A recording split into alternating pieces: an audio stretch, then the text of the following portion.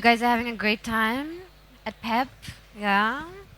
Okay, cool. I want to do that show of hands again. I want to know who here is professional, who here is starting out.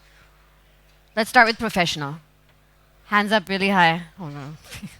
You guys are not professional. All right, nice. Who's just starting out? And who's interested in getting into fashion or is in fashion? Okay, great. Are you guys all from Ahmedabad? Ahmedabad, I'm saying Hyderabad. First mistake. Hyderabad? Or are you guys all over the place? Okay, great. Good, good, good. All right, so my topic today, and by the way, I'm not really good at memorizing things, so my face is going to be looking at my notes because I have lots of notes and I want to make sure that I share them properly with you all. So, my topic today is my journey as an artist and kind of how I stay relevant in the business, the things that I do to stay relevant.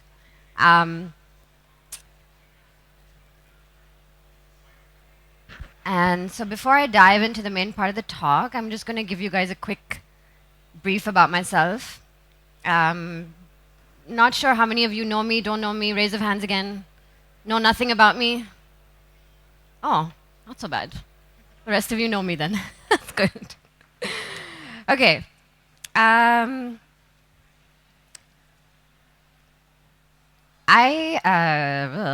Getting nervous. Okay, basically, I was not raised here in India. I was raised in the Middle East. My mother is half Portuguese, half Dutch. My dad's a Mallu and Parsi. So I have a really strange mix. But I was basically born and brought up in Muscat and came back to India in 2003.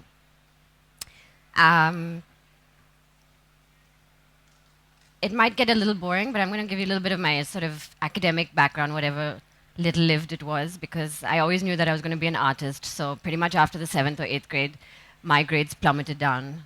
It's not very good. But I knew anyways that, okay, this is definitely not going to help me in my future. So I was okay to do that. I went to Australia. I did a small course there. It was kind of like a foundation course, which was art design and communication. So I did things like graphics, illustration, design, and photography was also one of the subjects, and that's how I decided to get into it.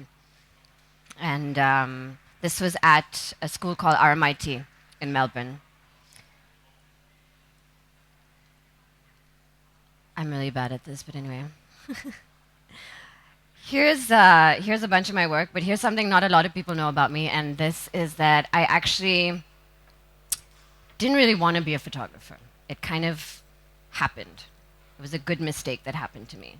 I wanted to do music, and instead of pursuing my dreams in music at that point, I was kind of like under pressure by myself to do something that I knew that I was going to make money from, and something that I would make money from fast because I was completely funding myself, my education, my living. I didn't have, I had parents, but I just didn't have financial backing. So everything I did was kind of like on my own. So I knew that considering I wasn't an academic, that photography would probably be the best way to move forward in my career and to earn some money. Besides the course that I did at RMIT, that's when I came back to India, which was 2003. And I think I was 17 or 18 at that point. And I did a 2-year diploma course. I got music in the background. Dun, dun, dun. No, it's fine. I like the drama that's happening. So I did a 2-year diploma course then, where I sort of practiced more in the professional field. I did.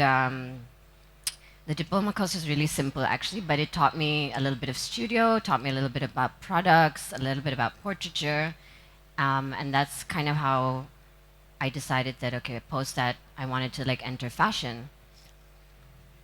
This was also the time, I think 2003, when digital was really taking over. So the first few years were all film for me, which was great because then I got to dabble in film. I learned how to process in the darkroom and slides and negatives and all sorts of stuff.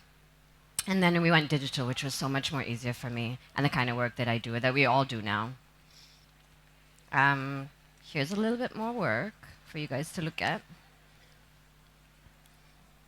So most times on the shoot, I would often be assumed as either the hairstylist or the stylist, basically not the photographer. No one believed that I would be a photographer. Nobody thought that this little girl could pick up a camera and shoot or carry heavy equipment. But that was always, I think, my strength was that I was always underestimated. And that's helped me really forge my way in this business. And like all of us in the beginning, we all struggle. We all have to struggle. Each and every one of us will constantly face obstacles at different points in our career, and that's something that will test our ability to stay relevant. So to be honest, like unless you're being mentored or training under an established photographer, nobody kind of teaches you for or prepares you, sorry, for what's about to happen. So thank you. Thank you. Thank you. I learned the hard way. You know, I made a lot of mistakes. I burnt my fingers, burnt my pockets, because I spent a lot of money frivolously thinking that, you know, I mean, it did help me. It did help me like get to where I wanted to go. It did help me with all the experimenting and the test shoots that I did. But if I had had a little bit more guidance, the way I'm hoping being able to guide you guys is, you know, it would have helped me a lot. But there was no, this didn't exist in 2003, 2005, at least not to me, because I didn't know anyone. I was also fresh off a plane in India, didn't speak a word of Hindi, still don't speak a word of Hindi. I mean, it's terrible. But I didn't know anything about the culture, the people, nothing to do with photography. So it was really like starting from scratch. It was like a new life, new chapter. And somehow I have managed, and I'm still here, which is great. So I'm going to take you through some of my earliest images. Some which I feel, wow, I can't believe, you know, I shot that 14 years ago, and some are like, shit, what is that? But I'd like you to see how my journey began, and maybe like all of us, we start with the most simplest of subjects, and that is landscapes. So here's a bunch of images. Maybe you'll recognize, do any of you recognize this spot? Yeah, good one. I mean, yeah, it's not rocket science. So yeah, this is probably the first and the last time I ever went to Chandni Chowk because it's so busy. But definitely a fun place and fun things to shoot. This is Ladakh. Yeah, this is Ladakh. And the fun thing about like shooting landscapes in the beginning was that it taught me a lot about light, taught me a lot about how to use natural light, taught me a lot about composition, negative space. Like these are the things that really sort of helped me technically initially, because shooting outdoors can be really difficult. It can be mentally challenging, physically challenging. You have to wait around for the, you know, sort of right time. So it also taught me a lot of patience, I think. So these couple of shots, the first ones were all done on film. And then we have digital. This is Phuket. I'm just going to quickly go through them. London, New Zealand, New Zealand from a chopper. All right, next thing I did was I dabbled in interiors, which taught me how to work with artificial light and how to balance it with natural light. And this is also how I started earning money, to believe it or not. My first few years of my career were actually shooting products and furniture and things that were very, very boring, but they helped me pay the bills. I was doing most of these things for like magazines and small stories and people's personal projects and homes. And that's kind of how it started for me. So the next natural progression for me was obviously live objects. And I started to work predominantly on portraits for editorial coverage. I worked with all sorts of people, from restaurateurs to chefs to club owners, ambassadors. And then slowly I started to shoot celebrities. And I think I got a little lucky, or very lucky, to have shot Shah Rukh Khan at the very beginning of my career. And I think I've shot him once after that. So that did work out very well.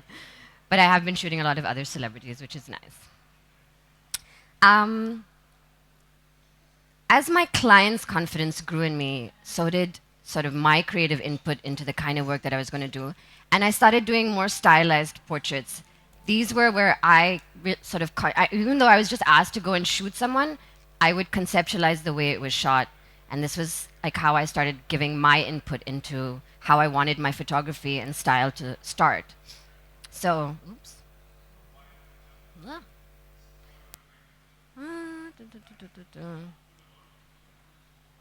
I'm going to show you a series of images. This one particular job, this is the first time I ever shot Anushka Shankar.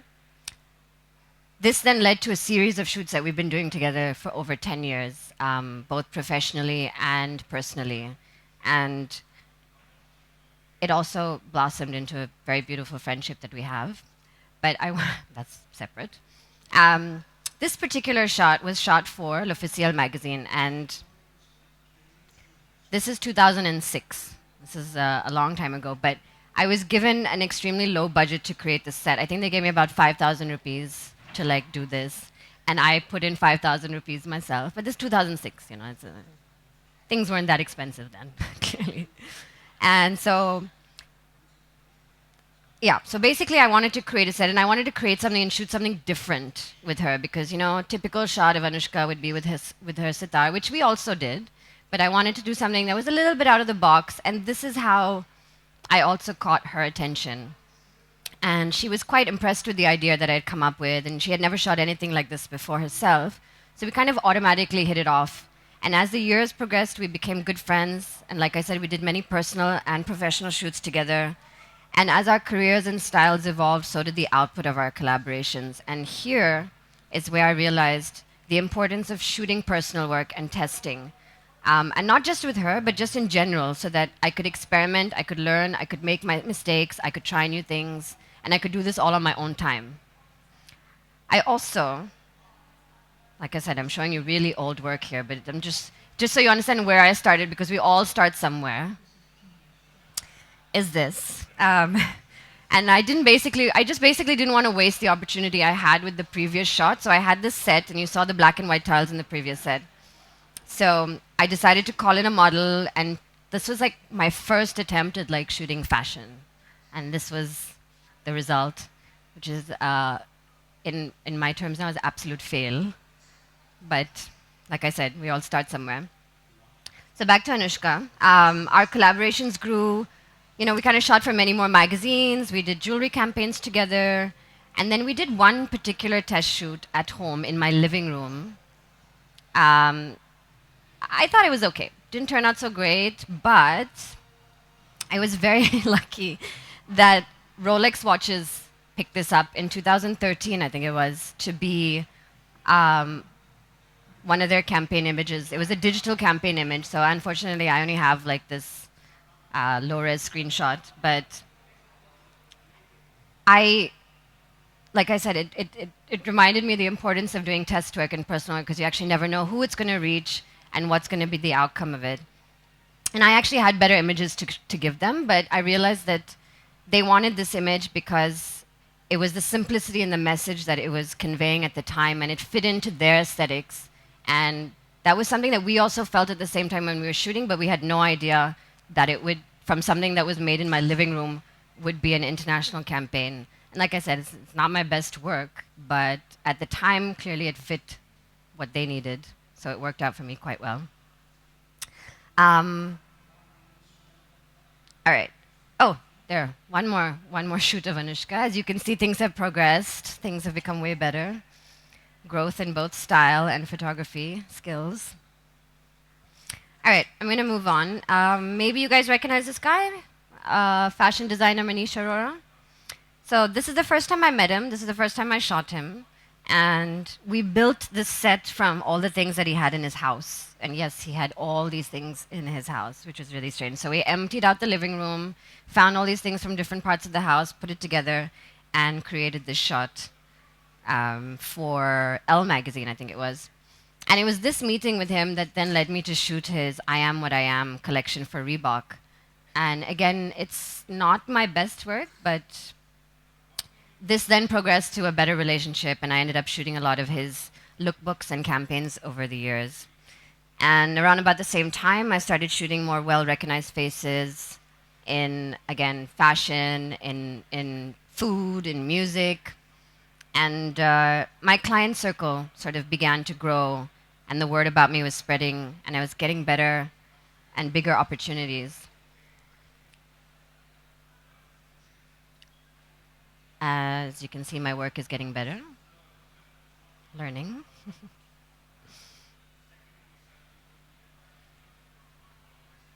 This was for a campaign. I mean, it's not like a voting thing. It's just it was a B1 campaign, and I just don't have the B. So, all right.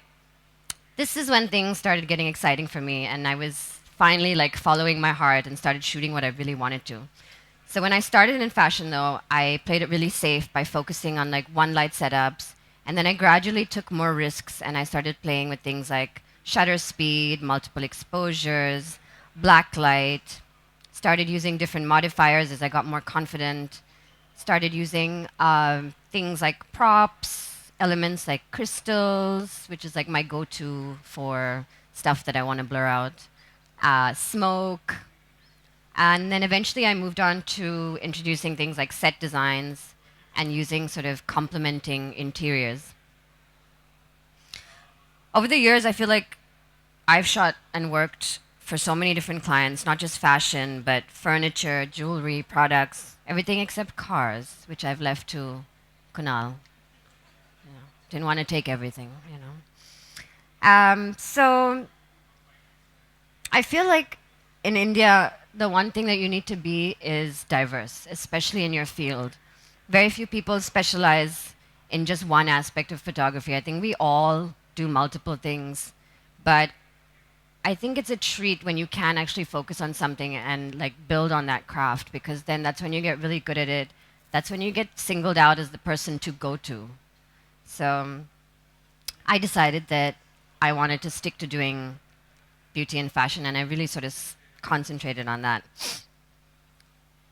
Now getting to the focus, yeah, on how I stay relevant as an artist, and it's sometimes really difficult because I feel like as an artist, also like being relevant is also being unique. It's something that you have to offer that nobody else has to offer. Your vision, your style, the way you set up, the way you light, the way you post process, the way you handle things with clients. It's like a whole package. It's not just you going in there and being creative and doing your bit. It's we are from start to finish our creative, our business, our everything. And so it's really important that you learn how to build that up for yourself as well. I'm going to tell you the first way that I stay relevant, and that's by testing. I've lost my notes. Hang on a second.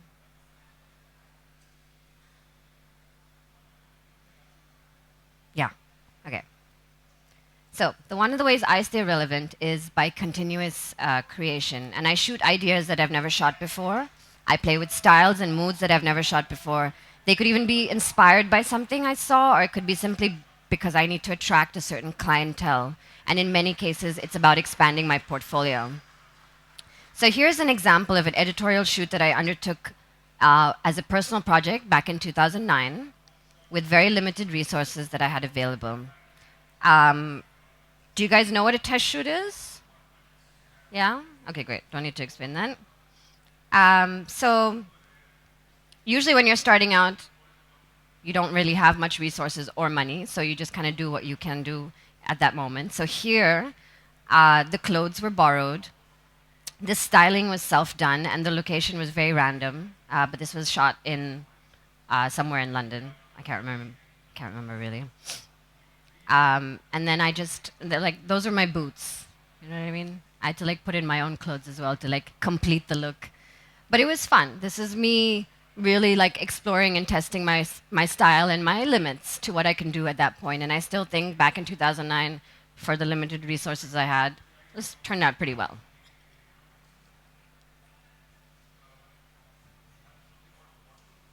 Yeah. So you may ask why it's important to test. So for me, testing and personal work allows you to show others your creative thought process. It's your brief, it's your concept, It's your execution and it's what's in your head. So I've also seen very like personal projects of my own and others inspire campaigns. They attract art buyers, and I mean, they attract a lot of attention simply because it's unique, and you're not trying to sell anything except for what you've created because you wanted to do that. Um, and yes, it helps you reinvent your style. It helps you showcase your creativity. It helps you expand your portfolio constantly. So here's another personal test shoot I did a year ago. Again, no budget, but this time I had a group of professionals that helped me out. So I had a stylist on board. I had a model that had actually approached me with the idea, and the clothes were sourced from various designers. And actually, we shot mostly in my garden, and then we drove around nearby places and just shot basically wherever we liked and felt. But I don't know if you can see maybe sort of similarities between the 2009 test shoot and this, but my style is super clean. It's bold, but it's very minimal. I don't like keeping things too dramatic or too messy, not too much foreground, not too much background. This is sort of I feel like my style and aesthetic. Like things are very focused. You can see what you need to see, basically.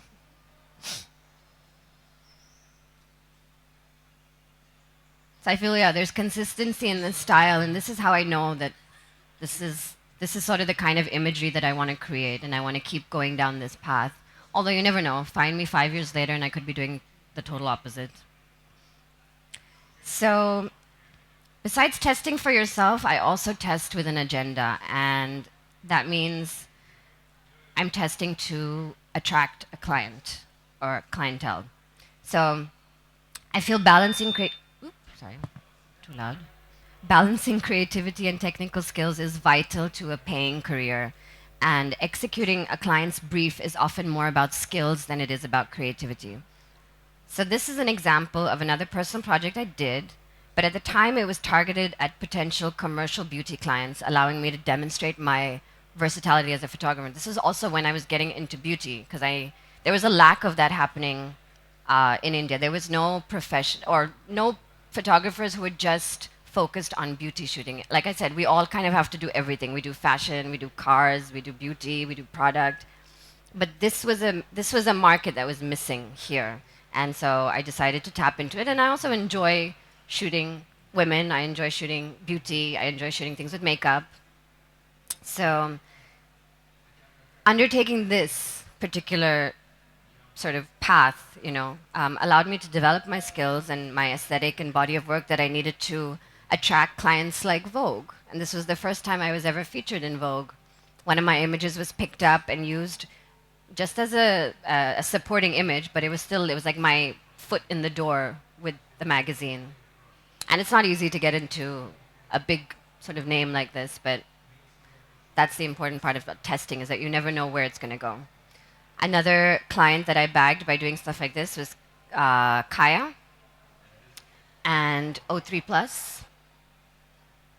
And so there were two motives here. One was to shoot something that I had never shot before in the beauty genre, A, to attract skincare clients that were all about the sort of au natural feel, and then B, to sort of feed my creative side and vision using makeup. So this is the same girl that I shot before that was featured in Vogue, and then I just started continuing to add makeup, change lighting, and kept shooting. I had these two girls for the day, and I had to make the most of it because I was paying for them, and I just wanted to do different things. So this kind of work would be more targeted to like makeup brands, as opposed to the first one, which was more about skin brands. This is the other girl who was on the shoot as well that day, and as you can see, again, I've just started building up on the makeup, different lighting, and I walked away with like a completely new beauty book, which was fun. Here's another test shoot I did a couple of years ago in London. Again, used my time wisely, and I kept building looks and changing moods so that I could get the most out of my day with these models. And it was the initial shots that you saw that helped me to get clients like Dove and This was shot, I think, last year. This was shot last year. I've just done another 2 campaigns for Dove. And then this is another client that, from doing those beauty test shoots, that I managed to bag. And this is an international client called Rituals Cosmetics. You can see their beauty work is very different. They don't do typical beauty work, but the aesthetics and what I bring to what they want is, I mean, well, I don't even know if I said that right. But what I bring to the table is basically what they wanted, even though they don't shoot typical beauty. It's more conceptualized. It's more like it's an overall imagery that they're trying to sell, not just skin. So my thing is that you got to keep testing, and I keep shooting personal tests whenever I can. Um, so here's another one that I did. This is a mood board that I had set for myself, and this was basically to create stock imagery of beauty stories, like you saw earlier how I had done in Vogue. Here, I wanted to not only attract more beauty clients, but I also wanted to add a sort of lifestyle angle to it. So I was literally, oh, this was the short list that I had picked from all the shots that I had taken. And then these are the retouched images. This, like, for me, this would be like a body shop. You know, it would fit perfectly with that kind of thing. This would be great for like skin. This would be great for like a water bottle ad, maybe, you know, depending how risque they want to get. And then this was literally like aiming at clients like Coca-Cola. I was like straight up, hey, Coca-Cola, do you see me? Clearly they did not, because I didn't get any work with them. But okay, another way that I drum up business is to basically reach a larger audience, and that's that. I mean, I do that by online magazine submissions, and I've done many over the years. But the last one that I did was for an online magazine called Lucy. I don't know if you guys have heard of that. They had put together a brief for their spring summer issue, for which I had submitted this mood board. And they said, yes, we love it. We'd like to see now what you shoot. It's not a guarantee that they will take what you shoot, but you have to still do it anyways and do the best that you can and then submit it. And hundreds of photographers submit. And I got extremely lucky, and they actually did pick the story. So these are the original untouched images. This was the shortlist that I had taken. And then these are my final retouched images. And like I said, I've done many such submissions for various international online magazines. And this is great for me because I get to shoot stuff that I wouldn't normally shoot here. Stuff that's a little more provocative, stuff that's a little more open. I mean, not this. This was just one submission. Okay. As I became more well known as a photographer, I was also asked to do more collaborations and brands with brands and personalities. So the first one I did was with Cointreau. You guys have heard of Cointreau? I'm not an alcoholic. This was a good opportunity for me. So they were actually, okay, just so you guys can have a look at that. They were looking to identify women in different cities who best kind of represented their brand, and I was someone they chose to be a part of this project that they were doing, since I was a rising fashion photographer with style and persona and the edge that they were kind of looking for. So I got featured in Cosmo magazine for this particular project and event, and then they asked me to then do a shoot, and they asked me to do an event for them. So I got to like call my friends and call all my people in my social circle and throw a party for them, which was great. And my contribution to the sort of photography aspect of it was I really wanted to showcase some of my images there. So I decided to shoot especially for the event. This was one, I did 3 or 4 concepts, but this was one concept I shot, which was this dripping orange paint. Right from the start to the finish, you can see. Oh, wrong one. And then these were the final 3 images that I had picked, retouched, blown them up really big, and presented them at the event. And this particular collaboration also afforded me the opportunity to go and meet Dita Von Teese at the time, and she was the Cointreau ambassador. I don't know if you guys have heard of Dita Von Teese. No? Google her. You'll like what you see. All right. Oh, I'm stuck. The other collaborations that I've done over the years, Clinique, Nike, Samsung, Reebok, Agio, and an Apple. So this is, not just because of me being a photographer, but it's me being a brand, a personality, and selling all parts of myself. Not literally, but maybe I shouldn't have said that. All right. Being spontaneous. Also, I wasn't really sure if I should kind of um, throw this in, but I feel like sometimes it's really good to like seize the moment when inspiration strikes, and also this is a time when you can create completely original work. So I'm showing you what I was on the shoot for, and then I'm going to be showing you what I did afterwards. Really simple, but so here was the Louis Vuitton fashion editorial that I was doing for Verve in Israel. And when I got a moment, I quickly had some playtime and I shot some beauty and skin for my book. This was not something they published because we were doing fashion, but this was something that I just did, like I said, being spontaneous. Here's a beauty editorial that I did for Vogue. And once we were done with the shoot, there was playtime. And even just like, it was really basic adjustments and changes, but it looks like a completely different shoot, you know? Color, makeup, lighting. I just did one look, so I changed it to black and white. Here's another beauty editorial that I did for Vogue.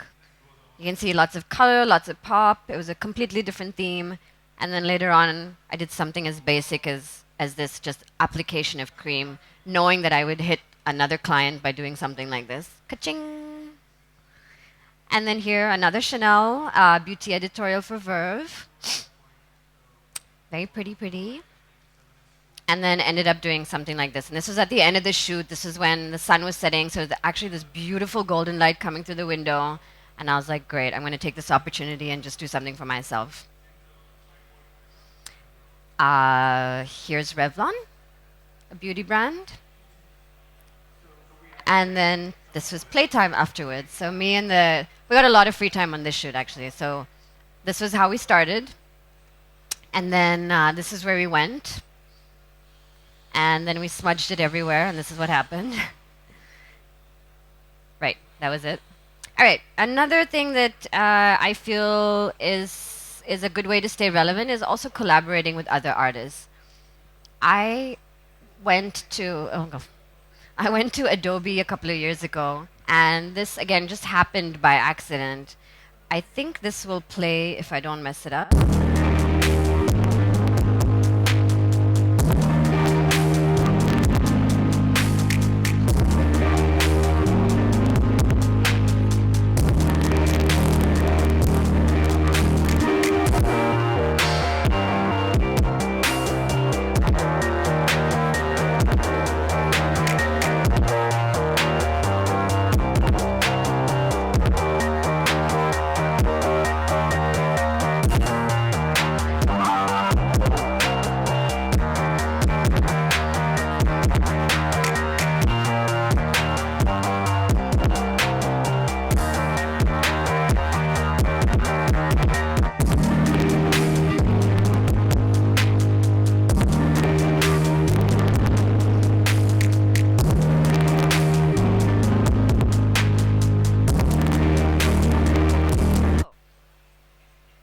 I found him and I decided that I wanted to shoot something because I was so inspired by this. So I went to his house, we shot on him and we shot on another friend of his, and we project mapped all like whatever like little designs that he had.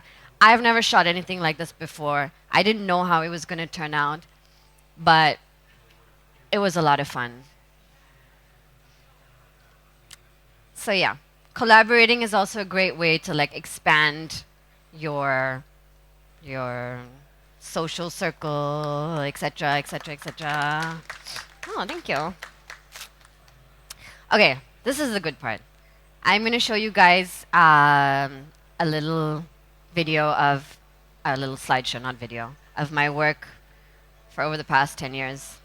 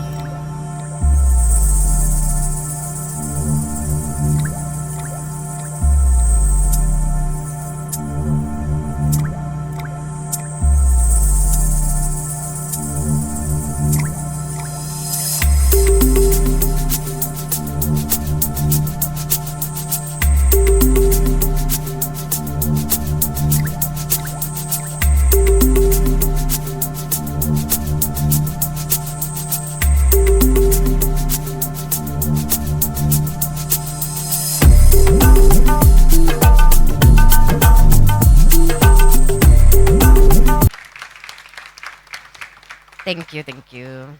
So I have to say, like it took um, it took me many years to find my signature style, and I still can't like pin it down to like one particular feel, but I have a bunch of influences in my life. I feel like from my living abroad to my uni days in Melbourne to like music being an influence in my life to my friends who influence me all the time. I mean, I draw inspiration from everywhere. Um, I'm also very, sort of thankful that I have been able to travel with my work. And as of last year, I got two big deals. One was I signed with an agency in Los Angeles. And that was something that took me almost 3 years to make happen for myself because um, they're a completely different market. They are not so excited about this sort of very colorful chaos that we create in India. So I had to change my book for that completely. But it was also something that fit into my aesthetic because, like I said, my work is really clean, it's really minimal, but it's bold. So I just had to make a few adjustments, try new things, but did create and manage to make a really nice new book for myself. Um, I also I'm with Fuji. Big deal for me also. Didn't think that would happen, but I do love Japan, so this was perfect. Perfect partnership. Um, where am I going? Where am I going with this? Okay. Huh? Oh, no, no, I have more. Hang on. Calm down. Calm down. Okay. This may not apply to everybody, but I explore my other interests as well because you kind of never know where it's going to take you. So I this you might find funny. I also find it funny. In 2013, I took 8 months off photography to learn acro yoga and aerial silks, and it took me that much amount of training to actually build up my strength. And then I performed at my first, whatever you want to call it. It was like a production, I guess. That's me climbing ropes. This may be completely irrelevant to you guys, but when I love doing this, I love exploring other hobbies and passions and turning them into a little bit of a profession as well. And then I can come back to my work being inspired by things that I've done. And this is something I shot at that point as well while doing things like aerial silks. You know, most photographers become videographers or directors. I just wanted to hang upside down and DJ, which is what I came to next. I started, I have a lot of energy, I'll put it that way. 2015, I started my musical journey, which I told you guys that's kind of what I wanted to do in the beginning. So I never gave up on that idea. I just pushed it 14 years and said, okay, now is the right time to get into it. And now I have a second career as a DJ. I've done some really big events for Gucci. That's me at Burning Man Festival, which was really fun also. Yeah. And you may ask, like I said, how does it help me stay relevant? And that's because it's allowed me to channel my creativity, not just as a photographer, but as an artist. And like every time I come back to photography, it's really with a fresh perspective. It's with a new approach. It's with influences I've never had before. And it kind of shapes the way I want to shoot and build my portfolio, and also grabs the attention of new clientele. The last thing I'm going to speak to you about is the tools of our trade, which also I feel play a big part in staying relevant because technology is advancing. In order to stay relevant and competitive, I feel you have to have a good choice. I mean, you have to have good choice of equipment. I'm not just doing this because I'm with Fuji, but I'm actually very happy to do this because I got my hands on the GFX 50 last year. And it's just been an incredible experience to use. So this is the gear that I have. This is the camera, and then these are the lenses that I currently use. And I'm just going to run you through some of the images that I've shot on the GFX 50 S. Don't forget that.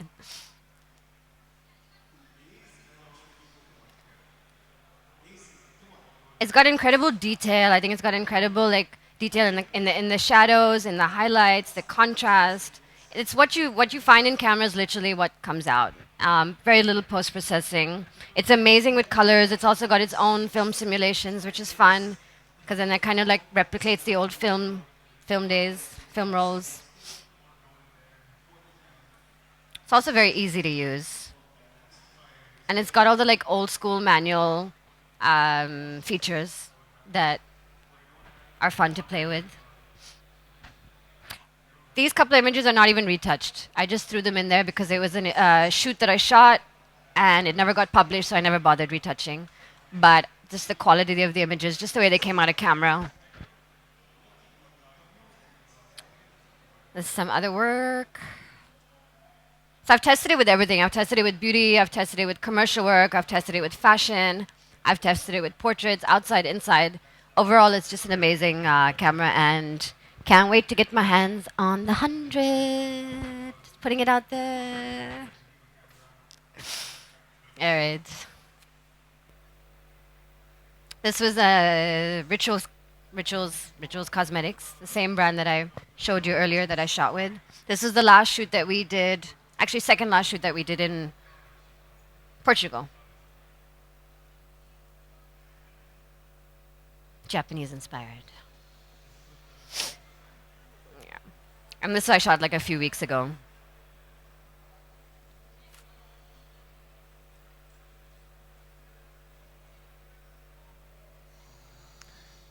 All right, guys, it's just a summary of what I feel I did to stay relevant, and it may not apply to you guys, but go ahead, take a screenshot.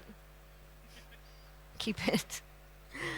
It's really important to test online submissions, collaborations, being spontaneous, exploring your other interests if you have any, and I hope you all do. It's always good to have a second profession, especially when you're a freelancer. And obviously having great tools to help you. Here are my details in case you don't already have them. Shameful marketing. And thank you.